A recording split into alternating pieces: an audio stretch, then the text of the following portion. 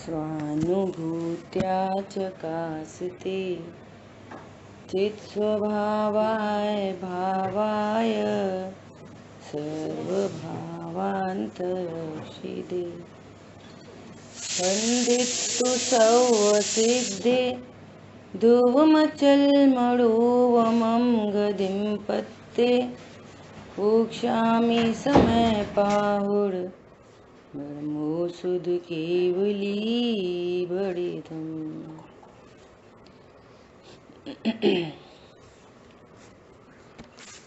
समयसार जी ग्रंथाधिराज और अपनी 31 गाथा पर बहुत विस्तार से चर्चा हुई। आवाज नहीं आ रही।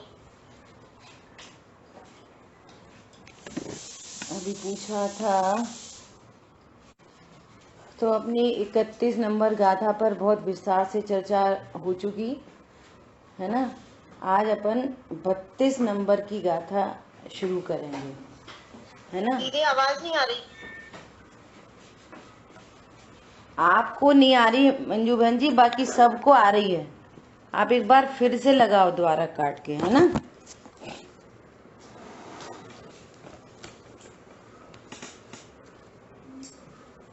देखो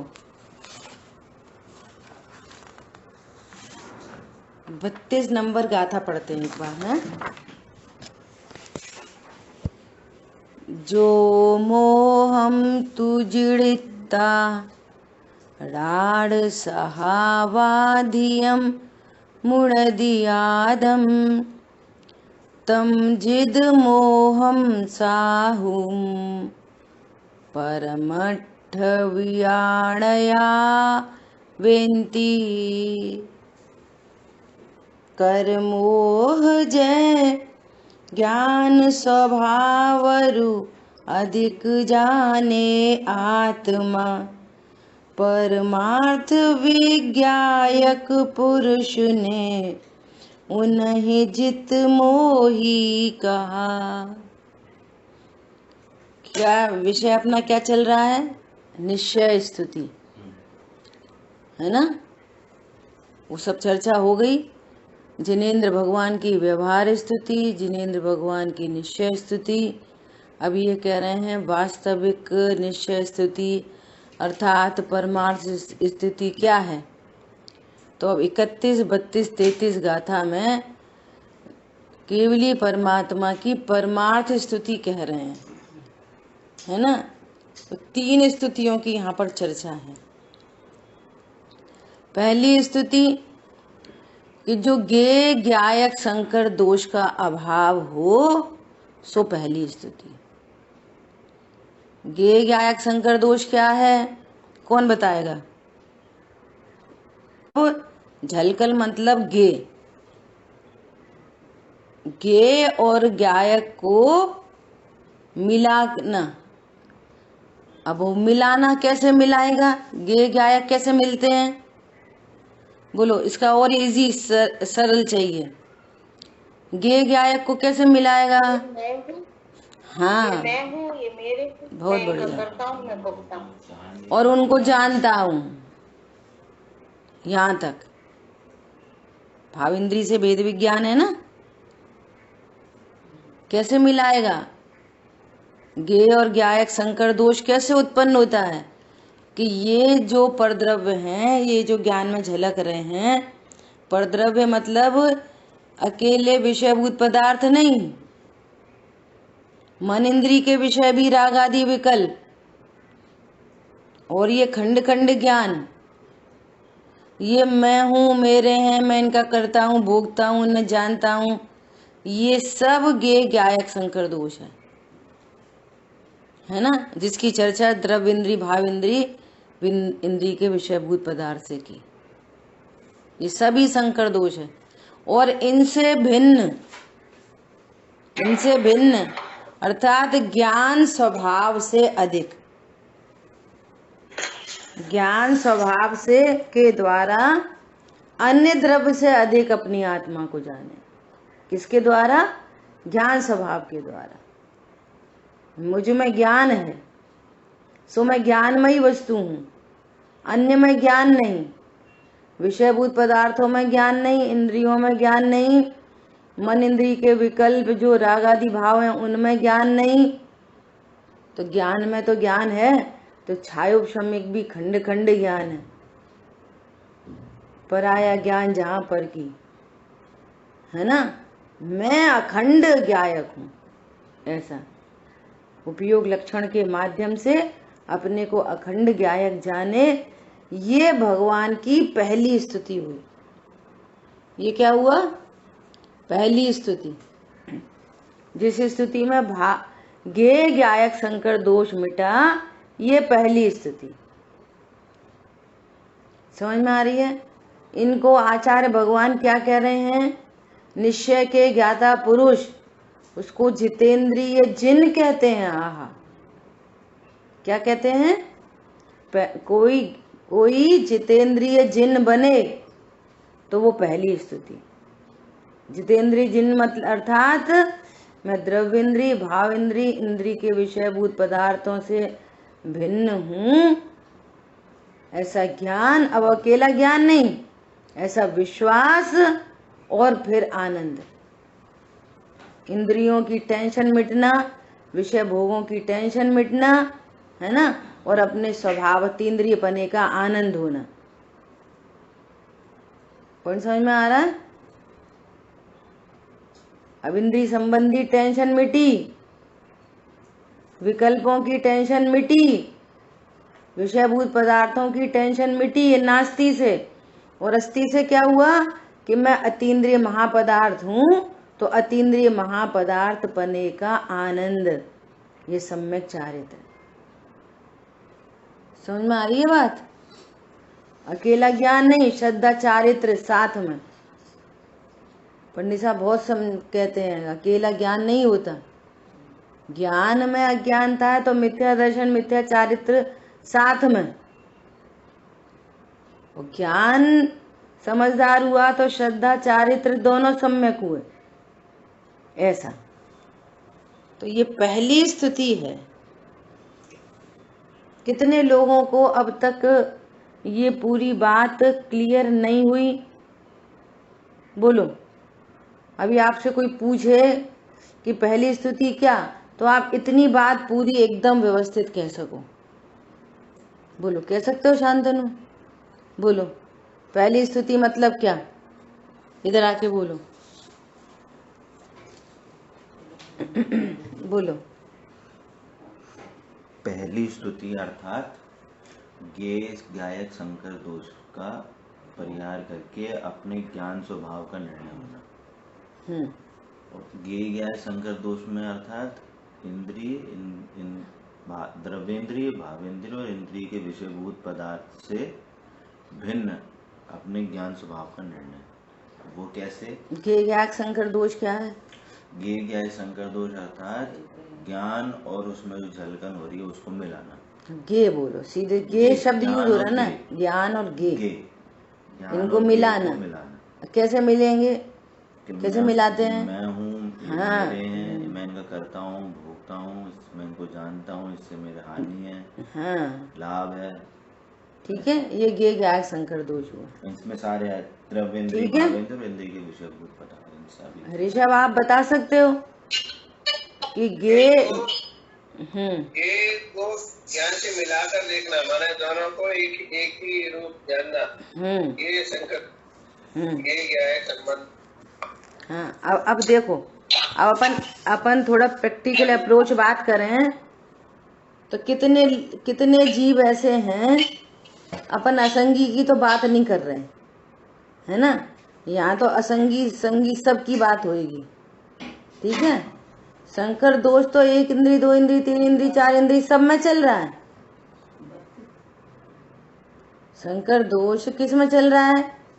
सारे जीवों में, एक इंद्री से लेकर द्रव्य लिंगी मुनिराज तक, जिन्होंने भेद ज्ञान नहीं किया। तो प्रश्न है, एक इंद्री कैसे मिला के देखेगा? चलो संगी पंचेंद्री मनुष्य, वो कैसे मिलाता है? मालूम है कि मैं आत्मा हूं और गे दोनों को मिला दूं? एकांत रूप से मैं इंद्रिय वाला हूं, समझ में आ रही है बात? अब ये मिलाना क्यों शब्द बोल रहे हैं कि ये वाली बात इंद्रियां नहीं बोल रही, ज्ञान बोल रहा है। उसे पता नहीं है मैं ज्ञान हूं और इंद्रियां भिन्न है। इसका मतलब है वो ज्ञान इंद्रियों से अपने को मिला के देख रहा है। मैं इंद्रिय वाला हूं, ये कौन कह रहा है? आंख कह रही, नाक बोल रही? ज्ञान बोल रहा है। इसका मतलब है कि ज्ञान ने अपने को इंद्रियों से मिला दिया। समझ में आ रही है? उसको तो एक ही चीज दिख रही है, दो दिक्का नहीं है, सो मिला रहा है। घी और तेल मिला दिया, दूध पानी मिला दिया। उसे तो दूध ही दूध दिख रहा है, पानी दिखा ना है। समझ में आ रही है? ऐसा। परंतु ये वाली बात कौन कह रहा है कि मैं इंद्रिया हूं? ज्ञान ही कह रहा है, इंद्रिया नहीं कह रहे। इसका नाम है मिलावट का धंधा। राम नाम जपना पराया माल अपना, ये है अनंत पाप, एकदम गुप्त पाप। दूध में पानी मिला दे, दूध वाला 1 लीटर दूध में मुश्किल से 100 ग्राम मिला है, 50 ग्राम मिला है, तो अपन कहते हैं बहुत बेईमान है, इससे मत लेना। सामने ही सामने मिला देता है। पॉइंट समझ में आ रहा है? ये बेईमानी तो कुछ नहीं है, वो है के एंगल से है, परंतु ये अपने को ज्ञान स्वभाव में इंद्रियों को मिलाना, ये अनंतानुबंधी जाति का पाप है और मिथ्यात्व का महापाप है।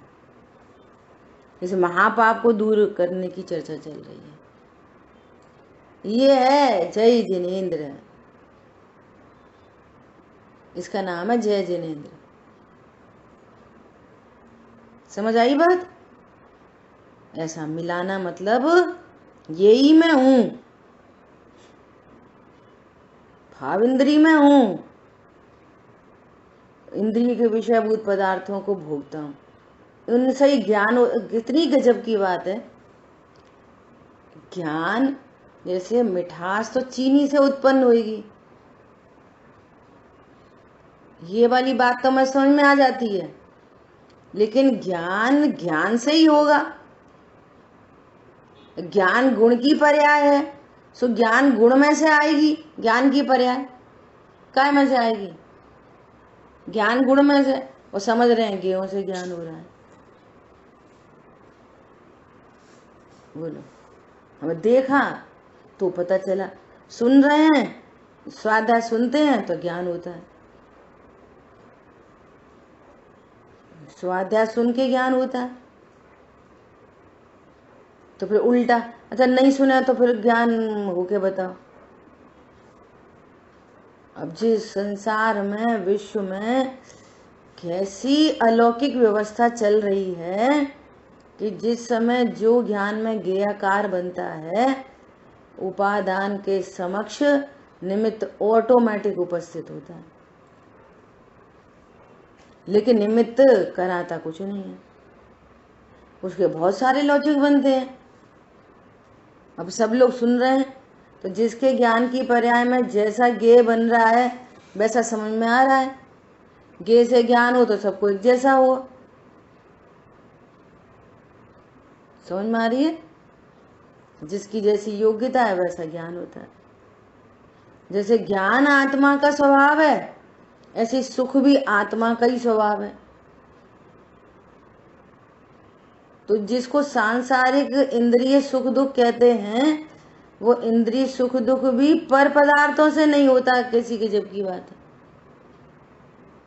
वो अनादिकाल का भ्रम चला आ रहा है।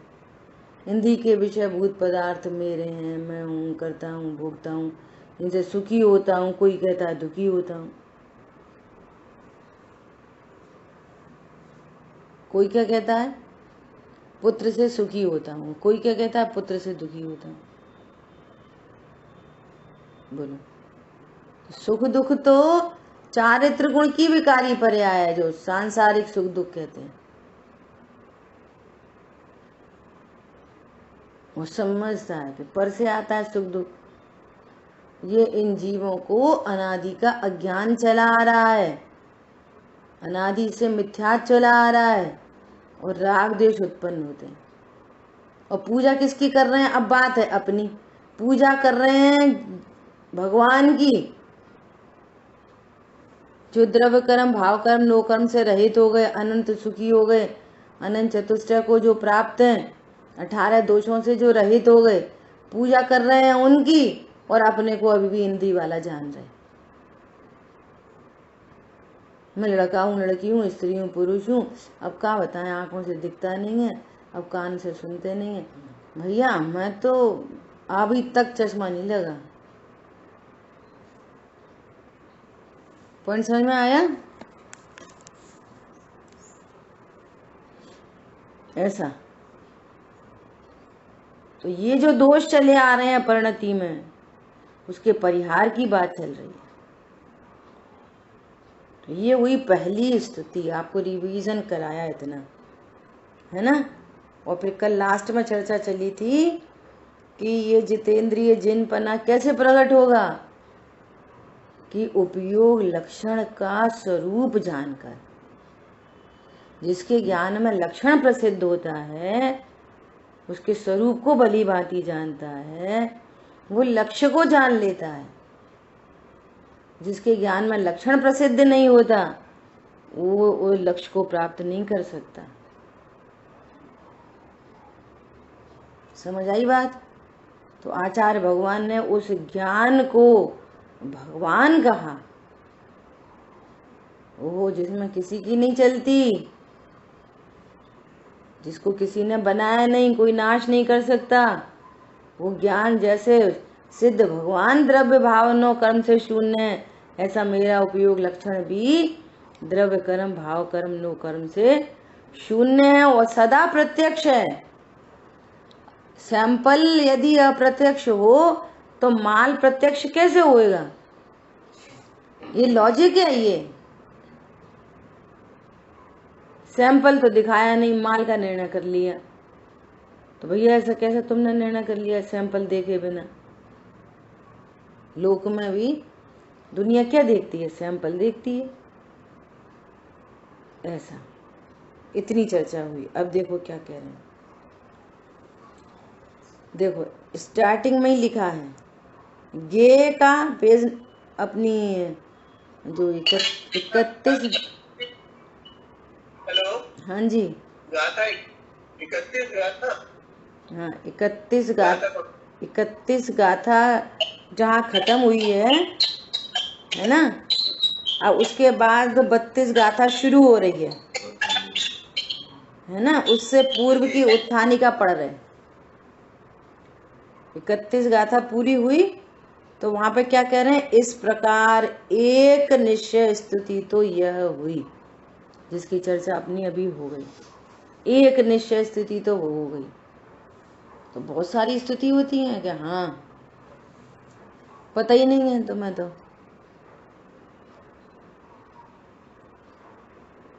पंडित साहब तो बहुत बोलते हैं कि तुमने आज है ना भक्ति करेंगे, तो भक्ति करेंगे के नाम पर तुम्हें तुरंत क्या याद आती है? सिंथेसाइजर और ढोलक। आज भक्ति करेंगे तो क्या करेंगे? ढोलक वाले को बुला लेना।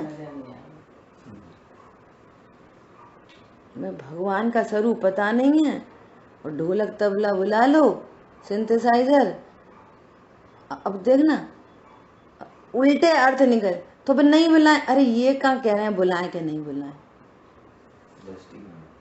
हाँ, बात ये है कि आप भगवंतों के स्वरूप को जानो तो भगवान की भक्ति होगी, और भगवान जैसा अपने स्वरूप को जानो तो फिर परमार्थ स्तुति होगी। इसका नाम है भक्ति। ऐसा तो यहाँ पर कह रहे हैं इस प्रकार एक निश्चय स्तुति तो ये हुई। अब देखो गे का फिर आगे लिखा है द्रव्येंद्री भावेंद्री तथा इंद्री के विषयभूत पदार्थों का। देखो ये सब गे हैं, भावेंद्री गे है, भावेंद्री के विषय जो विकल्प है वे गे हैं, और मैं ज्ञायक हूं, है ना। और ज्ञायक स्वरूप स्वयं आत्मा का उन दोनों का अनुभव विषयों की आसक्ति से एक सा था। अब तक क्या हो रहा था?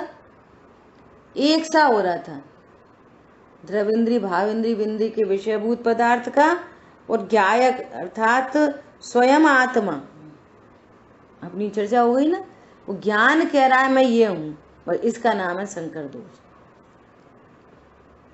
ऐसा दोनों का अनुभव एक सा हो रहा था, है ना। और जब भेद ज्ञान से भिन्नत्व ज्ञात किया, भेद विज्ञान से भिन्नत्व ज्ञात किया, तब वह गे ज्ञायक संकर दोष दूर हुआ। ऐसा यहाँ जानना, ऐसा यहाँ जानना। भिन्नत्व दूर हुआ तो क्या हुआ? भिन्नत्व दूर हुआ, भिन्नत्व ज्ञात हुआ, सॉरी, भिन्नत्व ज्ञात हुआ, श्रद्धा में विश्वास हुआ, और चारित्र में अपने अतीन्द्रियपने का आनंद हुआ। अकेला भिन्नत्व नहीं हुआ, श्रद्धानुदित हुआ। हाँ, ये मेरा स्वरूप है। भगवान ऐसे होते हैं। वे फाइनल प्रोडक्ट, यहाँ रॉ मटेरियल में फाइनल प्रोडक्ट देख लिया। सिद्ध भगवान द्रव्य भावना कर्म से शून्य है, और यहाँ रॉ मटेरियल में भी जो मेरा वास्तविक स्वरूप है सो द्रव्य कर्म भाव कर्म नो कर्म से शून्य ही है। किट्टी काली माँ में सोना, उसका एक एटम पकड़ो, और 24 कैरेट का सोना, उसका एक एटम पकड़ो, बोलो दोनों में क्या फर्क है? ऐसा तो फिर क्या हुआ? ऐसा जानकर ओह माला माल हो गया। इस मिट्टी में सोना है, अच्छा मिट्टी में सोना है, भिन्न तो ज्ञात हो गया। ऐसा नहीं, आनंद हुआ, निर्णय में आनंद हो गया, अनुभूति पूर्वक अतीन्द्रिय आनंद हुआ। इसके अर्थ हैं ये सब। और नास्ती से बात करो, सबकी टेंशन मिट गई, रहे चाहे अभी जाए। बूढ़े हो जाओगे और आंखें खराब हो जाएंगी, तब क्या करोगे? बूढ़े हो जाओगे, आंख खराब होगी तो क्या करोगे? अरे आंख तो तुम्हारी नहीं है, हम बूढ़े ही नहीं होंगे। कहाँ? हाँ ज्ञान स्वरूपी भगवान आत्मा बालक युवा वृद्ध नहीं होता। गड़बड़ क्या चलती है? बूढ़े तो हम हो जाएंगे, आंख हमारी नहीं। ऐसे उल्टा सीधा चलता रहता है। नहीं, आपको नहीं, आपके माध्यम से क्लियर हो रही है, आप तो समझदार हैं। समझ आ रही बात? अरे जहाँ देह अपनी नहीं, ये देह मैं नहीं, तो मैं बूढ़ा कहाँ से होऊंगा आखिरी समय में? अरे मेरा कोई आखिरी समय ही नहीं होता, अनादि अनंत हूँ। सिद्ध भगवान का कौन सा आखिरी समय है? बात चल रही है ना, सिद्धों जैसा हूं, तो फिर आखिरी समय ऐसा निर्णय करके परिणति निर्भर चालू हो गया। समाधि मरण, समाधि चालू हो गई, सहजता चालू हो गई। मोड़ा मोड़ी ध्यान रखेंगे कि नहीं? अरे मेरे कोई मोड़ा मोड़ी नहीं, बाहर का सब योग्यता अनुसार है, कर्माधीन है और फिक्स है। गजब की बात तो ये है कि वो जो कुछ होना है वो फिक्स है। तो क्या क्या क्या उसकी टेंशन? अब क्या करोगे? क्या होएगा? क्या होएगा? फिक्स की क्या टेंशन है? और मेरे में कुछ होएगा नहीं, अब क्या टेंशन है? दोनों तरफ से सेफ्टी गार्ड लग गया, डबल पैकिंग हो गई। बाहर का जो होना है सुनिश्चित है भली भांति, और अंदर में मैं परिपूर्ण, मुझे कोई की जरूरत नहीं।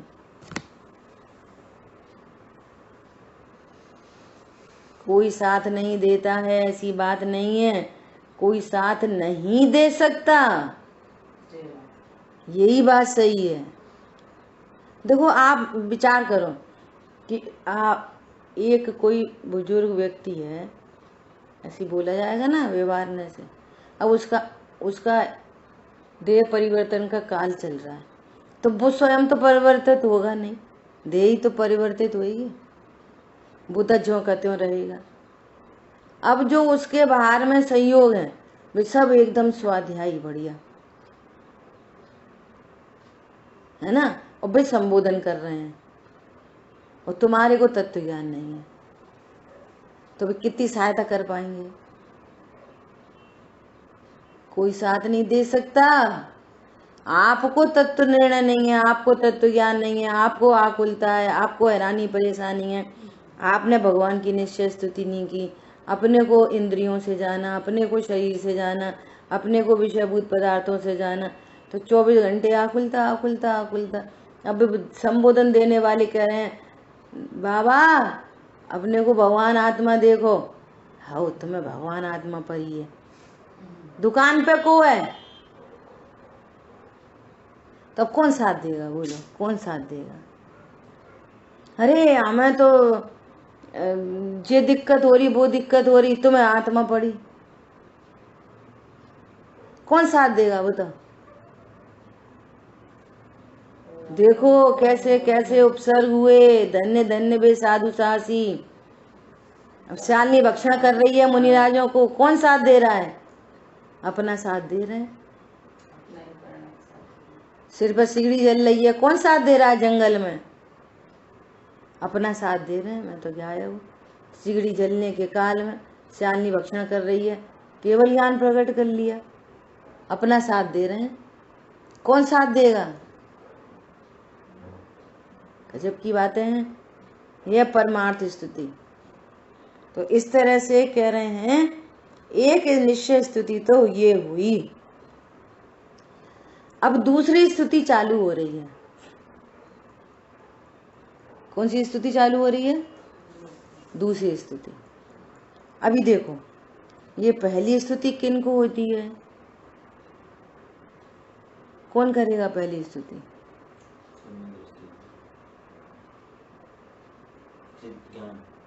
अज्ञानी करेगा पहली स्तुति, तो सम्यक दृष्टि होएगा। समझ में आ रही है? अज्ञानता के काल में ही तो सारी बातें समझी जा रही हैं, और फिर वो ज्ञान कहेगा हाँ मैं तो एक अभेद गायक हूँ, सिद्धो जैसा यहाँ अभी देह देवल में विराजमान हूँ, नित्यम कर्म कलंक पंक विकलो देवा स्वयं शाश्वत आहा। ये स्तुति करने योग्य अंतर में मैं ही देव विराजमान हूँ, मैं ही हूँ। वो चौथा गुण स्थान हो गया, ठीक है। तो चौथे गुण स्थान में, पांचवें गुण स्थान में और छठवें सातवें गुण स्थान में ये पहली स्तुति होती है। क्या बोला?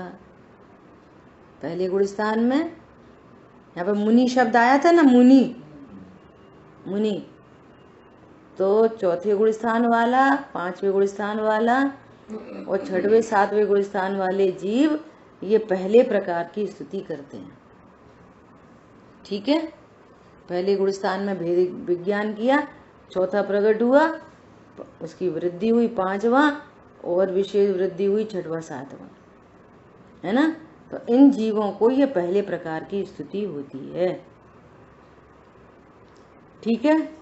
अब दूसरी स्तुति की बात कर रहे हैं कि दूसरी स्तुति किन्हें होती है, किसको होती है, और दूसरी स्तुति क्या है। तो दूसरी स्तुति अब जो मुनिराज, ये मुनिराजों को होती है, दूसरी और तीसरी स्तुति मुनिराजों को होती है ना। और कौन से मुनिराजों को?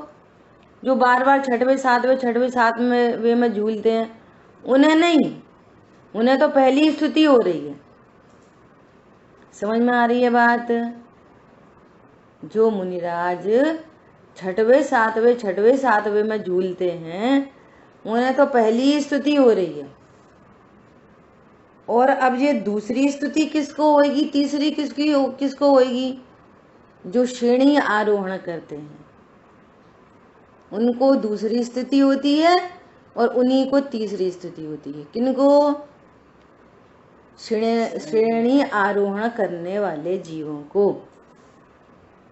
तो श्रेणी आरोहण में एक श्रेणी आरोहण होता है उपशम श्रेणी, और एक होती है छपक श्रेणी, दो होती है।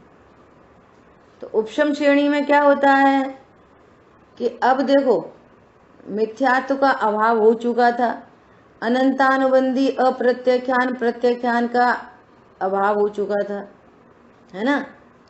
अब संजुलन शेष बची थी, तो वो ये जो सारे कर्म परमाणु है ना, इनको दबाता हुआ जा रहा है। क्या कर रहा है? दबाता हुआ जा रहा है। उपशम श्रेणी में दबाता हुआ जा रहा है। तो उसको क्या कह रहे हैं? दूसरी स्थिति। और जो उनका नाश करते हुए ही जाए, क्या करे? नाश करते हुए जाए, तो वो क्या हो गई? छपक श्रेणी। वो है तीसरी स्थिति। दूसरी स्तुति का क्या नाम है? भाव्य भावक संकर दोष करके स्तुति कहते हैं। तो दूसरी स्तुति है जित मोह, है ना, और तीसरी स्तुति है क्षीण मोह। लिख लो, दूसरी स्तुति का क्या नाम है? जित मोह। वो जो मोह को जीतते हुए जा रहा है, मोह को जीतते हुए जा रहा है। तो ये किन गुण स्थानों में होती है? 8वां, 9वां, 10वां, 11वां। ये क्या कर रहा है? ये जित मोह। और अगली जो तीसरी स्तुति आएगी उसका क्या नाम है? क्षीण मोह। उसका क्षीण करते हुए चला जा रहा है। तो वो किन में होती है? 8वां, 9वां, 10वां, 12वां। तो उसमें सर्व मोह का नाश हो जाता है। दर्शन मोहिनी, चारित्र मोहिनी, दोनों का नाश हो जाता है। तो वे हैं कौन? क्षीण मोही। और क्षीण मोही, अब जब मोह का नाश हुआ तो फिर क्या हुआ? ज्ञानावणी, दर्शनावणी, अंतराय का भी नाश होकर जो स्वयं अरहंत पद को प्राप्त हुआ, इसने की निश्चय स्तुति। स्वयं जो अरहंत पद को जिसने प्राप्त किया। अब देखो, प्रदीप सर ऐसा उदाहरण देते हैं कि जैसे कोई, समझना तीनों स्थिति को, जैसे कोई उसमें क्या बोलते हैं, अखाड़े में शत्रु को परास्त करना चाह रहा है, और जब तक शत्रु हावी है अपने पास, अपने ऊपर, तो दीनहीन है। और फिर उसने क्या किया? शत्रु को पटक लिया, नीचे गिरा लिया। तो नीचे गिरा लिया, वो तो जित मोही, लेकिन वो वापस तुम्हें पटक सकता है। समझ में आ रही है? परंतु वो तो उसकी छाती पर लदा ही रहा, और रेफरी कह रहा है 1, 2, 3, मर गया। समझ में आ रही है? ये है क्षीण मोह। ऐसा वो पटक लेते हैं ना नीचे, अगला बार उसने कर दिया तो फिर उसने इनको पटक दिया। तो ऐसा नहीं। तो ये जो दर्शन मोह, चारित्र मोह, ये सबको जो दबाया गया है, तो वो तो है जित मोह। लेकिन उस जित मोह के काल में भी उसने क्या किया कि अगला जो है उसने भाव्य भावक संकर दोष का अभाव तो किया है, जीता तो है। अब ये भाव्य भावक संकर दोष क्या है? सुनना ध्यान से। भावक और भाव्य, तो भावक है द्रव्य कर्म। भावक क्या है? द्रव्य कर्म। और भाव्य है आत्मा की विकारी पर्याय। भावक मतलब द्रव्य कर्म का उदय और भाव्य है आत्मा की विकारी पर्याय। अब यहाँ पे जो स्तुति के एंगल से जो बात चल रही है तो वो है संजुलन संबंधी। तीन कषाय चौकड़ी का भाव तो पहली स्तुति में हो ही गया है ना। अब दूसरी स्तुति की बात चल रही है। अब मुनिराज 8वें गुण स्थान में आगे आरोहण कर रहे हैं।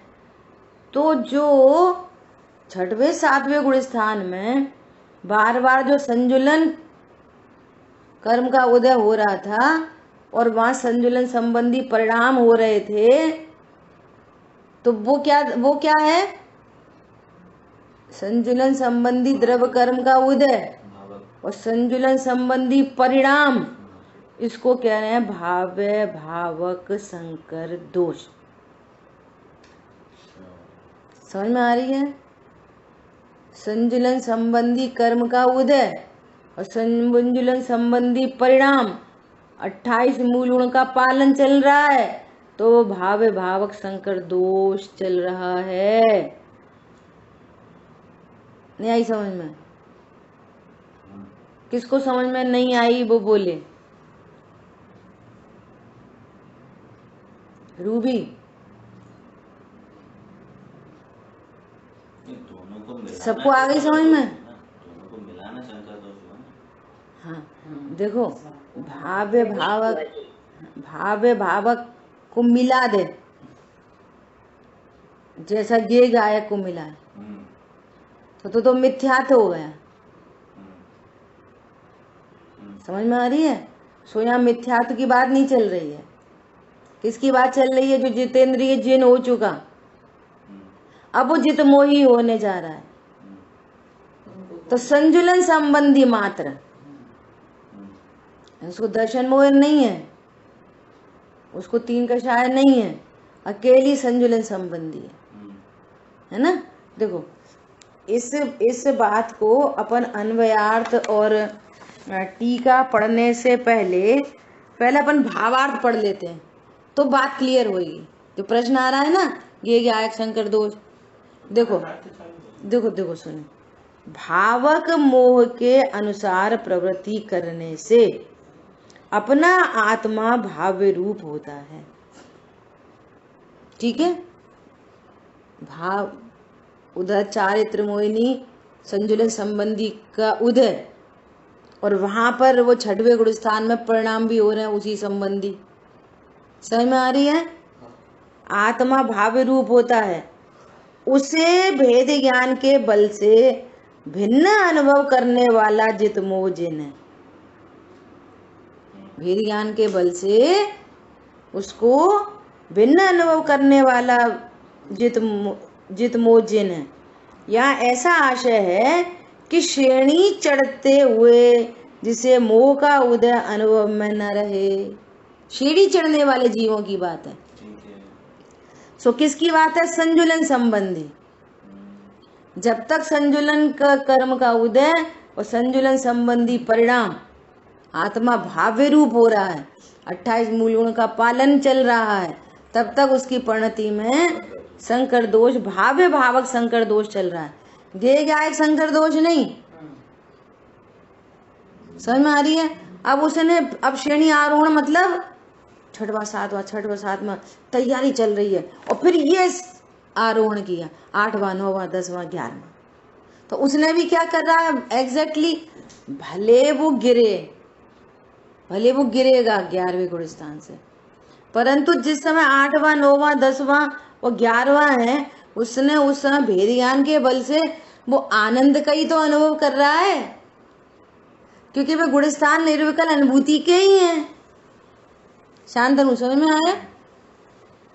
तो क्या बोल रहे हैं? भेद ज्ञान के बल से भिन्न अनुभव नहीं, श्रेणी चढ़ते हुए जिससे मोह का उदय अनुभव में न रहे। 8वें गुण स्थान में भी उदय है संजुलन संबंधी, 9वें में भी उदय है, 10वें में सूक्ष्म लोभ 10वें में मिटेगा। समझ में आ रही है? कषाय 9वें में मिटेगी, वेद कषाय वेद 9वें तक रहती है। अच्छा 8वें में भी कषाय है, तो संजुलन संबंधी फ्रैक्शन हो गए 3, तो उनका उदय भले ही चल रहा है, लेकिन निर्विकल अनुभूति का काल होने से वो तो आनंद का अनुभव कर रहा है, और वे जो पुद्गल परमाणु कहो या कषाय हो, वो दबते हुए चली जा रही है। तो 11वां गुणस्थान हुआ तो पूर्ण वीतरागता प्रकट हो गई। 11वें गुणस्थान में पूर्ण वीतरागता प्रकट हो जाती है और फिर गिर जाता है जीव। उसने पूरा परास्त कर दिया शत्रु को और फिर उसने उलट बार कर दिया। समझ में आ रही है?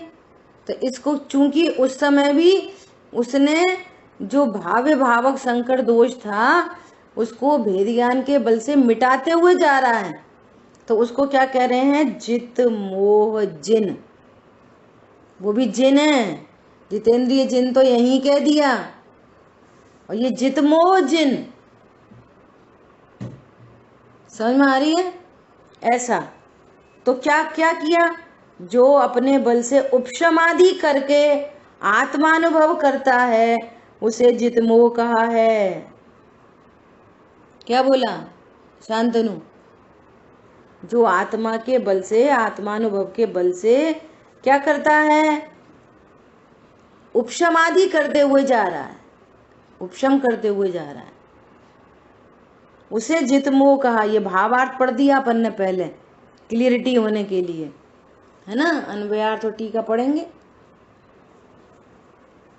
उपशमादि करके आत्मानुभव करता है उसे जित मोह कहा है। सुनो, यहाँ मोह को जीता है उसका नाश नहीं हुआ। आ गई समझ में भाई साहब? इसने क्या किया यहाँ पर? आत्मानुभव के बल से मोह को, अर्थात दर्शन मोह, चारित्र मोह, है ना, इनको दबाते हुए गया। हाँ, पटक दिया बस ऐसा। तो उस समय उसको आनंद की अनुभूति हो रही है, क्योंकि ये निर्विकल्पता का ही गुण स्थान है ना? अब देखो इसी प्रकार से आगे की गाथा का 33 गाथा का भावार्थ पढ़ ले रहे पहले, है ना? देखो, साधु पहले अपने बल से उपशम भाव के द्वारा मोह को जीतकर फिर जब अपनी महासामर्थ्य से मोह को सत्ता में से नष्ट करके ज्ञान स्वरूप परमात्मा को प्राप्त होता है, तब वह क्षीण मोह जिन कहलाता है। समझ में आ रही है? और देखो यहाँ पे करणान योग संबंधी थोड़ी सी चर्चा करते हैं। जैसे बोलने में आ गया ना दर्शन मोह और चारित्र मोह, उसका भी कॉन्सेप्ट समझना। आज अपन इतनी चर्चा करते हैं। देखो 6वें 7वें गुणस्थानवर्ती जो जीव हैं, थोड़ी करणान योग से चर्चा करते हैं। कोई जीव जैसे चौथा गुणस्थान है, तो कोई जीव चौथे गुणस्थान में सबसे पहली बार जिस जीव को सम्यक दर्शन होता है, तो नियम से औपशमिक सम्यक दर्शन ही होता है। औपशमिक सम्यक दर्शन ही होता है। वो दर्शन मोह, चारित्र मोह को दबा ही पाता है पहली बार, और चूंकि दबाया है तो वो छूट जाता है, नियम से छूटता भी है। तो छूटता है तो और उससे बात करो कि अनादि मिथ्या दृष्टि जीव के पास दर्शन मोह की एक प्रकृति होती है, और सम्यक दर्शन हुआ तो उसके 3 टुकड़े हो जाते हैं। मिथ्यात्व, सम्यक मिथ्यात्व, सम्यक प्रकृति, 3 टुकड़े हो गए। अब चूंकि उपशम था तो 3 टुकड़े भी हुए थे और दवा भी था, तो तीनों में से किसी का भी एक का उदय आ जाए। मिथ्यात्व का उदय आ जाए तो पहले गुणस्थान में चला जाएगा। अनंतानुबंधी भी दबा रखी थी, तो अनंतानुबंधी का उदय आ जाए तो दूसरे गुणस्थान में चला जाए, और फिर पहले में चला जाए। सम्यक मिथ्यात्व प्रकृति का उदय आएगा तो तीसरे में चला जाएगा, फिर वो भी नियम से गिरेगा थोड़ी देर बाद, और या ऊपर भी जा सकता है। और सम्यक प्रकृति का यदि उदय आए तो वो सम्यक से नहीं, औपशमिक से गिरे नहीं, औपशमिक से छायोपशमिक में चला जाए। अब छायोपशमिक सम्यक दर्शन बहुत काल तक रह सकता है। क्या हुआ, चौथे गुण स्थान में सम्यक दर्शन हुआ तो औपशमिक छूटा, तो मिथ्या दृष्टि नहीं हुआ, छयोपशम में बदल गया। और कोई महापुरुषार्थी होए और केवली का पाद मूल मिले, ऐसे भार में संयोग बन जाए तो चौथे ही गुण स्थान में छायिक सम्यक्त को प्रकट कर ले। समझ में आ रही है? चौथे गुण स्थान में क्या कर ले? छायिक सम्यक्त को प्रकट कर ले। दर्शन मोह और अनंतानुबंधी चारित्र मोह का सर्वथा सत्ता से नाश कर दिया, सर्वथा। अब वो कभी उदय में नहीं आएंगे, कभी। छायिक सम्यक दृष्टि चौथा गुण स्थान। अब अप्रत्याख्यान प्रत्याख्यान संजुलन संबंधी उदय, तो दोनों को उदय है। किसको? छायोपशमिक सम्यक दृष्टि को भी और छायिक सम्यक दृष्टि को भी। ठीक है, क्लियर हो रही बात? अब वो पंचम स्थानवर्ती हो गए दोनों। दोनों क्या हो गए? पंचम स्थानवर्ती दोनों ही हो गए भावलिंगी संत।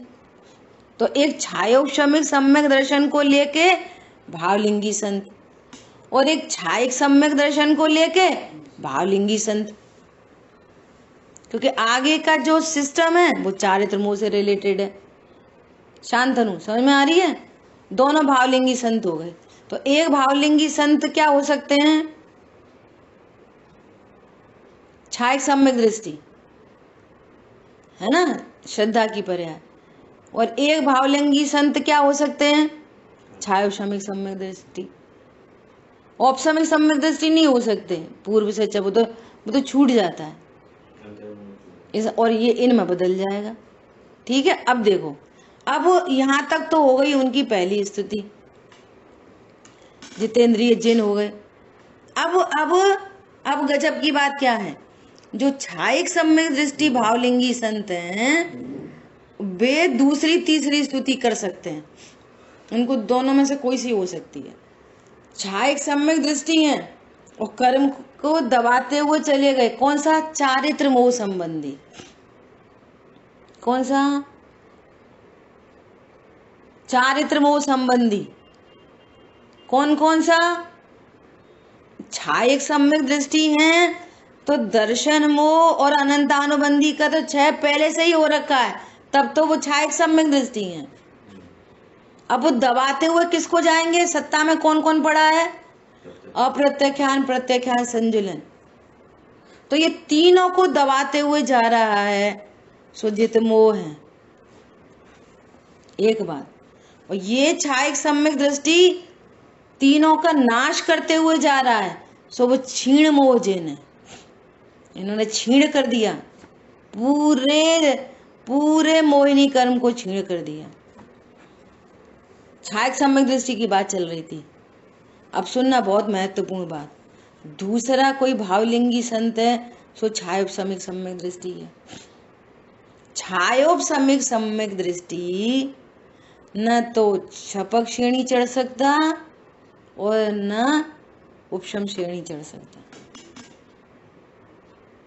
श्रेणी चढ़ने से पूर्व उस जीव को या तो जो चलमलगाड़ दोष चल रहा है ना, मिथ्यात्व और अनंतानुबंधी संबंधी, तो या तो उसको उपशम करें। छपक श्रेणी आरोहण होने से पहले या तो औपशमिक सम्यक तो वापस, और फिर उसको दबाते हुए चला जाए आगे, तो औपशम श्रेणी चढ़ेगा। और औपशमिक सम्यक दृष्टि वाला छपक श्रेणी चढ़ नहीं सकता। छपक श्रेणी वाला दोनों श्रेणी चढ़ सकता है, और उपशम वाला औपशमिक श्रेणी चढ़ेगा, वो छपक श्रेणी नहीं चढ़ ही नहीं सकता वो। ये अपन ने कर्णानुयोग संबंधी थोड़ी सी चर्चा की है। ठीक है, इसको और समझना, वापस सुनना, और किसी को कोई प्रश्न है तो फिर कल चर्चा करेंगे। जिन वाणी के ज्ञान से सूझे लोकालोक, सो वाणी मस्तक में सदा देत हूँ। बोलिए द्वाशांगमयी जिनवाणी माता की जय हो। जय जिनेंद्र सभी को।